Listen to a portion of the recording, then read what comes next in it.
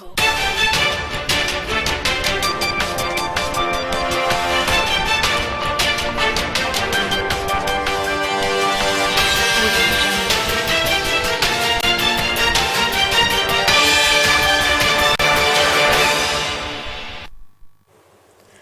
On the news tonight, Ondo State intensifies war against gender-based violence as governor's wife leads advocacy to local government areas. Security experts advocate renewed vigor to improve security architecture in Ondo State. Osrc Media Group expands transmission period of 3 channels, promises better content. Federal government clarifies National Economic Council decisions on subsidy removal, says stakeholders still consulting. And from the foreign scene, latest attack on military base in Burkina Faso claims 53 lives.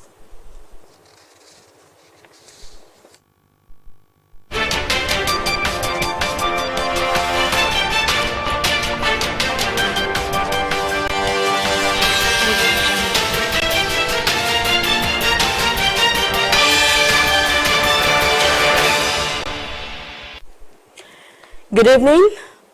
Thank you for joining us on the news tonight. My name is Timile Faladi.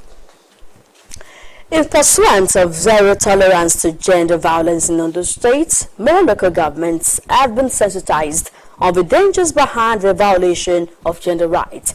Wife of Ondo State Governor Betty Anyanwu, who led the state team of Ondo State Agency Against Gender-Based Violence, Osrc, to Ifedore and Idori local government areas of Ondo State, said adequate measures are already in place to eradicate the menace completely.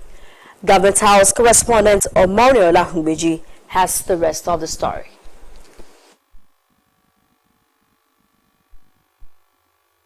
In a bid to stem the tide of domestic violence in Ondo State, wife of the governor, Betty Anyanwu, swung into action with the support of the state government to ensure that the bill to halt the menace is domesticated in the state 2 years ago. This birthed the Ondo State Agency Against Gender-Based Violence, Osrc, chaired by the governor's wife. We observe that awareness on that law is very low, and that is why we are trying to espouse the contents of the law to people in all the local governments, and as well as introducing them to various offences in the VAP law and the penalties, in order to ensure that we have reduction in the incidences of gender.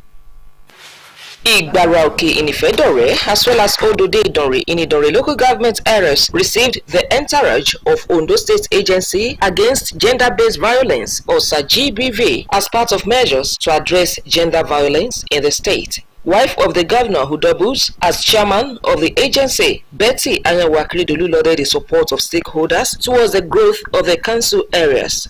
Represented by a senior special assistant to the governor on gender research and documentation, Temitope Daniel, the governor's wife, said Osrc is saddled with the responsibility of providing interventions ranging from medical health, shelter, and other social services to victims of gender-based violence across the state, and called for the cooperation of the councils to end the menace.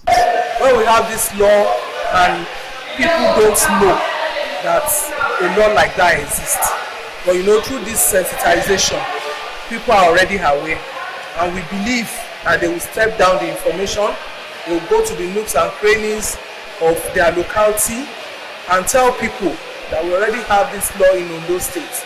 So people should not die in silence, any longer.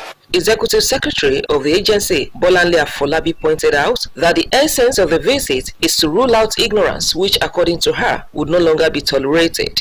This type of offense is a bit high here, and we are trying to explain to them the penalty for rape, and then we also try to encourage them to disallow it from happening in their various communities. Wives of the council chairman Adekemi Oladimeji and Dorothy Kayode Aroloye thanked the governor's wife for her passion to eradicate gender-based violence and reassured the team of the consistent advocacy with other stakeholders in the localities. I have made a mental note in my heart that occasionally call a meeting of women in the community.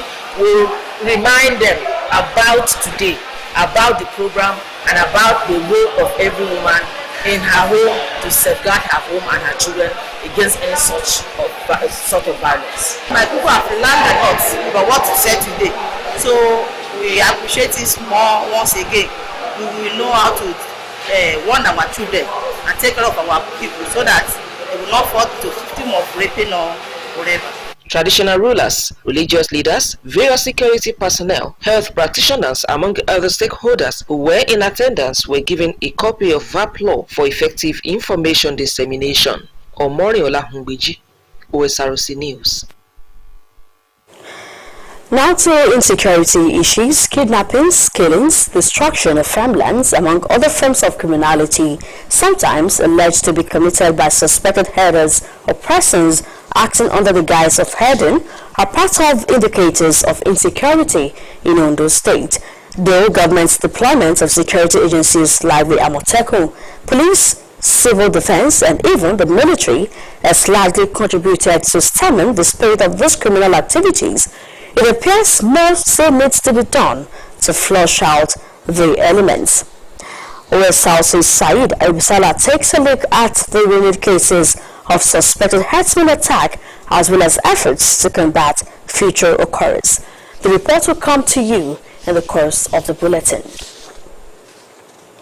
Now, a Chief Magistrates Court sitting in Accra has remanded 2 out of the 5 suspects arrested for the murder of a 25-year-old driver, Temitope Olorunfemi. The suspects, Victor Amos, 30, and Pelumi Farotimi, 42, were ordered to be remanded at the Olokota Correctional Center, pending the issuance of legal advice by the Department of Public Prosecution, DPP.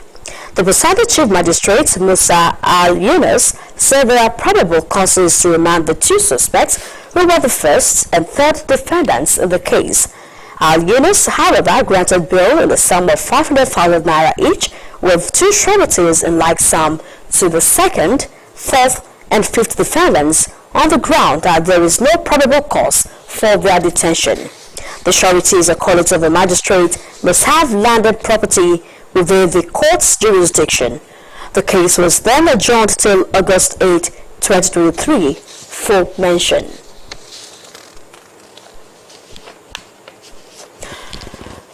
The Inspector General of Police, Usman Baba, has ordered the deployment of 12 commissioners of police to various state commands across the country. This follows the approval of Baba's recommendation by the Police Service Commission for the posting of the CPS to various state commands. The IGP tasked the senior police officers to proceed immediately to their respective duty posts, take charge of the affairs of the offices, and execute the policing agenda of the NPF's leadership. The 12 newly posted CPS are Muhammad Gimel, Kano State Command, Haruna Garba, FCT Command, Tajuddin Abbas, Delta State Command, Oladimeji Olanrewaju, Ogun State Command, Taiwo Jesubi, Ondo State Command, Julius Okoro, Benue State Command, Ramokara Ibiani, Bayelsa State Command, Muhammad Bunu, Yobe State Command, Garba Yusuf, Kaduna State Command, Garba Ahmed, Zafra State Command, Hayatu Ali, Sokoto State Command, and Ali Musa, Katsina State Command.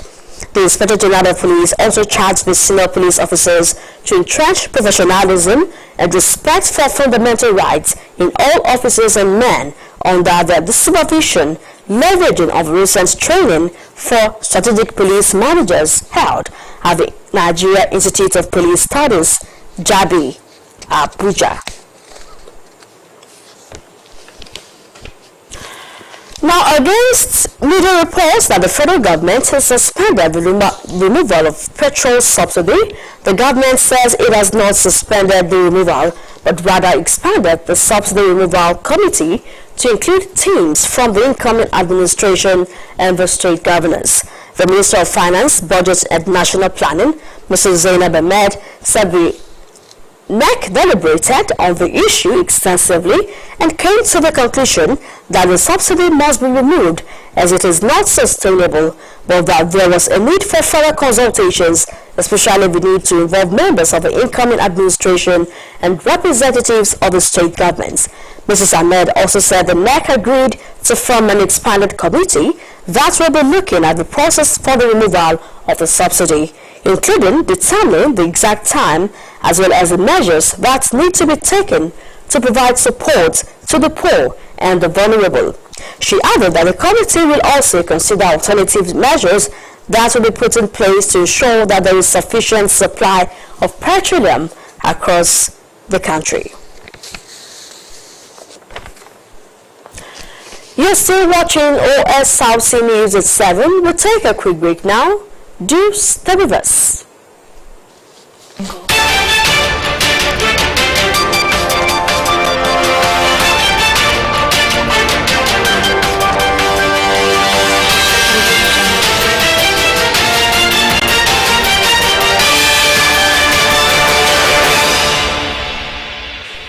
You're welcome back. You're still on to Osrc News at 7. You can watch us live on our website www.osrc.ng or follow us on Facebook at Osrc TV, and on YouTube you can subscribe to our channel Osrc TV Ondo. The Executive Management of Ondo State Television Corporation has approved an extension of the broadcast hours of its 3 channels: Osrc Television, Orange 94.5 FM, and Sunshine 96.5 FM Alalaye, with effect from Monday, 1st of May. In a statement by the Chairman and Chief Executive, Mr. Kunle Adebayo, the extension of broadcast hours is to enable the audience have access to more quality content from the 3 stations, despite its economic implications on the operations of a media organization. The new broadcast hours on the 3 stations are 6 a.m. to 2:30 p.m. and 5 p.m. to 10 p.m. The Center for Ethics and Self-Value Orientation has decorated the Special Advisor on Public and Intergovernmental Relations and the focal person of National Social Investment Programs in Ondo State, NSIP, Olubunmi Ademosu, with the Integrity Icon of Nigeria Award. The award was conferred on her in Akure by the Chief Executive Officer of the Center in recognition of her various contributions to societal growth and development. The report. The Center for Ethics and Self-Value Orientation is an integrity center which recognizes and rewards upright conduct in society. Its award presentation of a Special Advisor, Public and Intergovernmental Relations, Olubunmi Ademosu, was premised on a 16-month undercover research on her by the agency through a whistleblower, which rated her as one of the most upright 10 personalities in the 36 states of the Federation and the FCT. The Executive Director of Center for Ethics and Self-Value Orientation, Saliu Yakubu, who described the body as the largest anti-corruption body in Nigeria, said Ademosu qualified amongst the top 10 highly rated, most ethically responsible and least corrupt state focal persons of the national social investment programs in Nigeria. We call a spade a spade. We talk to powers fearlessly without having any reservation and sentiments. As I'm talking to you today, we live in a country that celebrates mediocrity in place of integrity. Nigerian public officials who are ethically, or citizens that are ethically committed to change that narrative and doing the right things, they are either going to be made to remain stunted in terms of career-wise, they remain in the system or not to grow. A woman I hereby define a Solomon of wisdom, a Democrat by excellence, and a socialist by conviction. On behalf of the Center for Ethics, I hereby induct you to our Hall of Fame as Her Excellency, Integrity Icon of Nigeria, IION.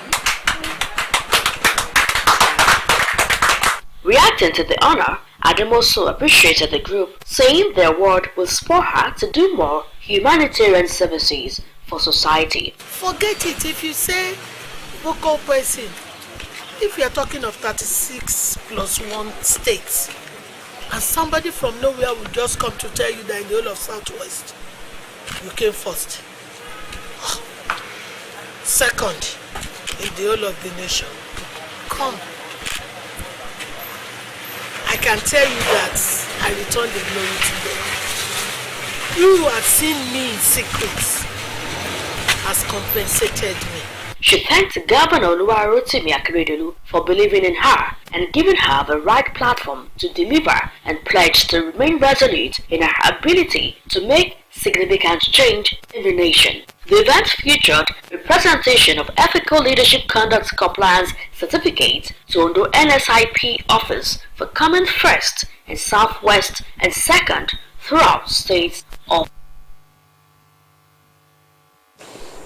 Now back to the story on Heather's attack by Saheed Aribisala. Kidnappings, killings, destruction of farmlands, among other forms of criminality, sometimes alleged to be committed by suspected headers or persons acting under the guise of herding, are part of the indicators of insecurity in Ondo State. The government's deployment of security agencies like the Amotekun, police, civil defense, and even the military has largely contributed in stemming the spread of these criminal activities. It appears more still needs to be done to flush out the elements. OSRC's Saheed Aribisala in this special report takes a look at the renewed cases of suspected herdsmen attack as well as efforts to combat future occurrence.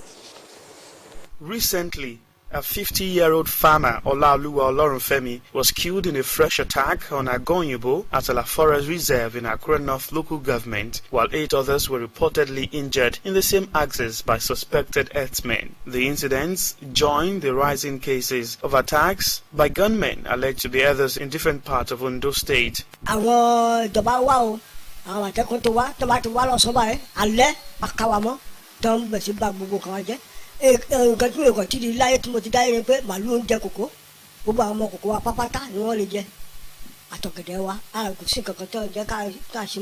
This reporter spoke with the victim, who is on a sick bed, recovering from a deep cut to his head, and other affected persons.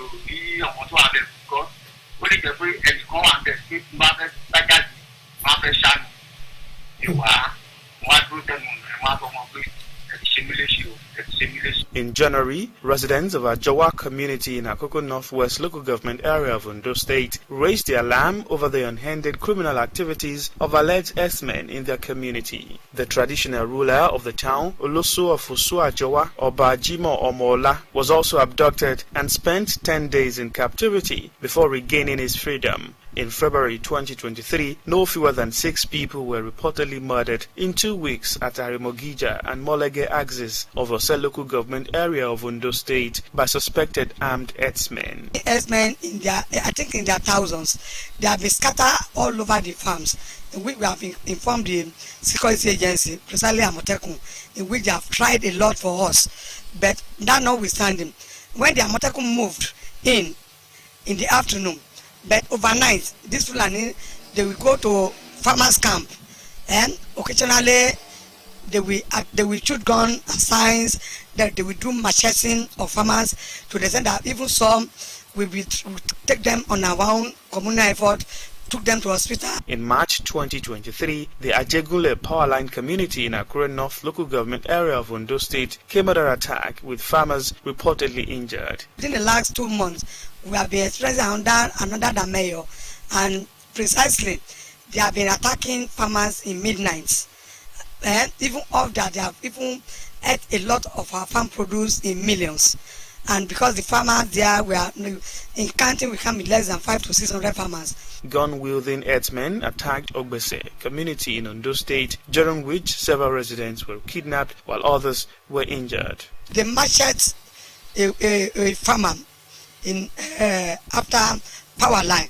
It's grace of God that the farmer does not that they shoot gun, they machete him, and they cut away his phone, all the other things. And and this Fulani, they have been moving in number, in groups, in about 4, 5, 6, like that. And most farmers, when they met them along the inside the pharmacies. They will see gun even in daylight. They will see gun and they are matched with them. For the past two months now, at least hardly a week, that you not see them attacking one way or the other. Because the Egbira settlement is there, they are attacking Egbira. Special advisor to Ondo State Governor on Security and commander of the State Security Network Agency, Adetunji Adeleye, said illegal herders have found their way into Ondo State. For a long time, efforts were being drafted towards the border towns of Edo and Kogi.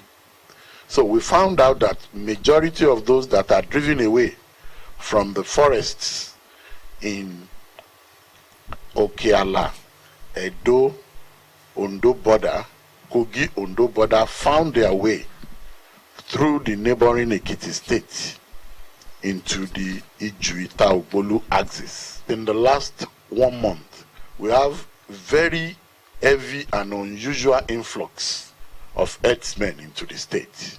Very, very heavy. As at yesterday, we were confronted with over 9,000 heads, and against the law of the land, they move them in the midnight and they masquerade as different forms of criminals. The trend has been on for a long time, especially in the last 1 month. We are working on the modalities of ensuring that herders that are legitimately supposed to be in the state are there, and the illegal ones that are actually not herders but criminals are driven out. For the Nigeria Security and Civil Defense Corps, with an Agro Rangers unit confronted with inadequate personnel, communities are encouraged to embrace collective policing. We are prepped. We are doing all we can to ensure that we nip it in the bud. And so what we've been imploring the community to do is to have what we call this community policing. Each community, if you notice anything, if you're a visitor, coming into our community. So when you notice such things, what we expect the community to do is to escalate it to security personnel. A leader of Hausa Fulani group, Bala Umar, who noted that no fewer than 11,000 herders are registered in the northern senatorial district of the state, believes more effort is required to break the operations of criminals in the state borders. You see, there are some this break element of this Boko Haram. They break into small units, and because of testing of the firepower of our military operation, most of them have moved down south here, and unfortunately, they make Edo State to be their base, especially that area of Sabogida area, which is not quite far from us here. So, and they are using the opportunity to take that through that route and enter our forest and community they are doing. Clearly, the fight against insecurity is not won or over yet in the state and across Nigeria, but surmounting this challenge will require a renewed vigor and collaboration of all individuals desirous of peace. Sahira Ribisala, OSRC News. The April edition of the monthly sanitation exercise holds in Ondo State tomorrow. A statement by the General Manager of the Ondo State Waste Management Authority, Mr. Adefola Omowole, says there will not be restriction of movement. According to Mr. Omowole, this is to allow students who want to write Unified Tertiary Matriculation Examination (UTME) to do so. The statement implored residents of the state to use the period to clean their surroundings. President Muhammadu Buhari has received the President-elect Bola Tinubu at the State House. The outgoing and incoming presidents prayed together at the presidential mosque, after which the president-elect departed without speaking to the media. Tinubu's visit to Buhari comes less than 24 hours after the president argued the opposition's defeat in the February 25 presidential election was as a result of overconfidence. The All Progressives Congress APC says it is yet to zone the leadership of the 10th National Assembly to any region. In a statement by its National Publicity Secretary Felix Morka, the party said such zoning arrangements did not emanate from the party and should be disregarded. The party in the statement noted that any decisions made in this regard will be duly communicated via the party's official information channels. An Osrc State High Court sitting in Osogbo has fixed May 2nd to rule on an application seeking to set aside the People's Democratic Party PDP ward and local government area congresses conducted on April 18 and 19. Justice Ayo Oyebi heard the application filed by 8 members of a party led by Mr. Shegun Odekumi against the PDP and its caretaker chairman Akindele Adekunle. Justice Oyebi had earlier restrained the PDP from forging ahead with the conduct of the proposed congresses pending the determination of a suit before the court bordering on the suspension of some party members. Now, the federal government has declared Monday, 1st of May as public holiday to mark this year's Workers' Day celebration. The Minister of Interior, Rauf Aregbesola, in a statement, congratulated workers across the country on this year's celebration. Aregbesola commended workers for their hard work, diligence and sacrifice, noting that their efforts are largely responsible for the greatness of the country and the respect Nigeria now commands and the Committee of Nations. He enjoined workers to imbibe the culture of productivity, adding that it is the path to national and individual prosperity. Now to the foreign scene, an attack on a military base in eastern Burkina Faso has killed 33 soldiers and wounded 12 others, the latest outburst of violence in the country. The army said in a statement that the besieged soldiers killed at least 40 terrorists yesterday before reinforcements arrived. More than 10,000 civilians and members of the security forces have died, according to estimates, while at least 2 million people have fled their homes. The ongoing violence has sparked anger within the military, fueling 2 coups last year that led to the ascent of the current leader, Captain Ibrahim Traore, in September. He has promised to reconquer lost ground, but attacks on security forces and civilians have worsened since the start of the year, inflicting hundreds of deaths. Now to sports. The Inspector General of Police IGP Usman Alkali Baba has congratulated the Nigeria Police Force multi-dexterous combat athlete PC Juliet Uka following a successful professional training tour fought and won against South Africa's Crystal Van Wyk, who until the bout was undefeated in Extreme Fighting Championship 102. The IGP Alkali Baba's congratulatory message was contained in a statement by Force Public Relations Officer CSP Olumuyiwa Adejobi. The fight, which took place on Thursday, 13th April this year in Johannesburg, South Africa, was a 3-round bout, and Juliet showed all-round superiority to match the winner by unanimous decision 30-26, 30-26, 30-27. Juliet also went on to defeat Claudia Vochu Chibabo of Cameroon on Saturday, 22nd April this year. Before we go tonight, let's remind you that the Ondo State government, through the OSA-GBV, has intensified the war against gender-based violence. As wife of the governor, Mrs. Betty Anyawakeredolu led an advocacy to federal and Idari local government areas of the state. Security experts in Ondo State have advocated renewed vigor and collaborations to improve security architecture in Ondo State and ward off influx of illegal headers. We told you that the Ondo State's Radio Vision Corporation, Osrc, has expanded the transmission period of its 3 channels and has promised better content to members of the public. You heard that the federal government has refuted reports of the subsidy removal, clarifying that the National Economic Council was still consulting. And from the foreign scene, we told you that latest attack on a military base in Burkina Faso has killed 33 soldiers and left many injured. That's the news. Thank you for watching. Good night.